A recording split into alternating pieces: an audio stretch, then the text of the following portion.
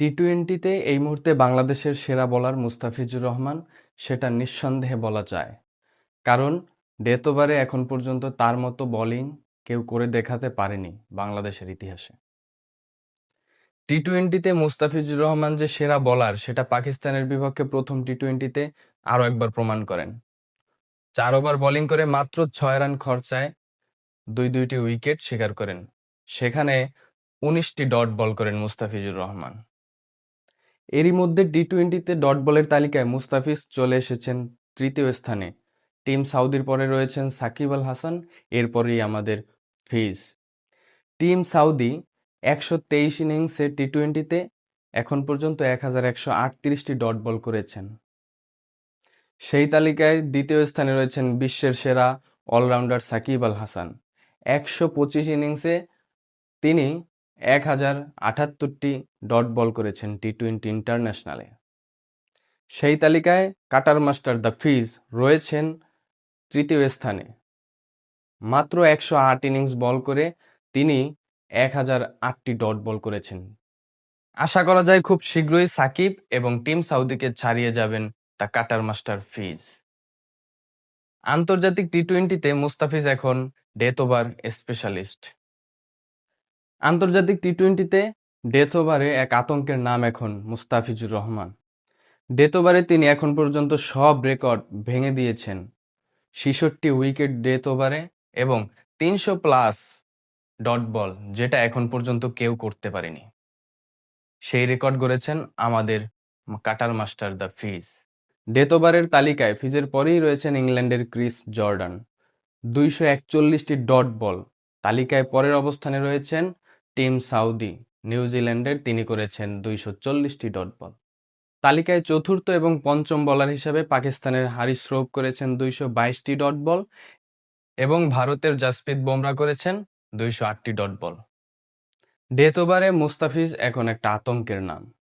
সারা বিশ্বের ব্যাটারদের কাছে তিনি এক অবিস্মরণীয় নাম। তিনি আসেন, দেখেন এবং জয় করেন। ফিজকে ছাড়া বাংলাদেশ দল এখন টি-টোয়েন্টিতে প্রায় অচল। পাকিস্তানের বিপক্ষে তৃতীয় টি-টোয়েন্টিতে আমরা সেটা দেখতে পেরেছি। মুস্তাফিজ কেরিয়ার সেরা ফর্মে ছিলেন 2015, 16 এবং 17, এই 3টি বছর। এরপর থেকে আসলে মুস্তাফিজ ওরকমের তার সেরা ছন্দে নেই। এরপরেও বাংলাদেশের সেরা বোলার এখন পর্যন্ত মুস্তাফিজ। সেক্ষেত্রে মুস্তাফিজ ছাড়া এখন বাংলাদেশ দল টি-টোয়েন্টিতে প্রায় অচল। পাকিস্তানের সাথে তৃতীয় টি-টোয়েন্টিতে আমরা সেই জিনিসটাই লক্ষ্য করতে পেরেছি। আদৌ কি বাংলাদেশ দল মুস্তাফিজের বিকল্প এখন পর্যন্ত তৈরি করতে পেরেছে? এখন পর্যন্ত সেটা পারেনি। এই মুস্তাফিজ ফর্মহীন মুস্তাফিজ। সেই যদি বাংলাদেশের সেরা বোলিং অ্যাটাক হয়, তাহলে তার বিকল্প কোথায়? বিসিবি কি এটা নিয়ে এখন পর্যন্ত ভাবে?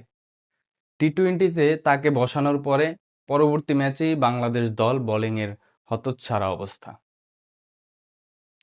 আপনি যখন একটা বোলার ইনজুরি হয়, একটা বোলারকে আপনি রেস্ট দেন, তখন আপনার সেই বোলারের রিপ্লেসটা কোথায়?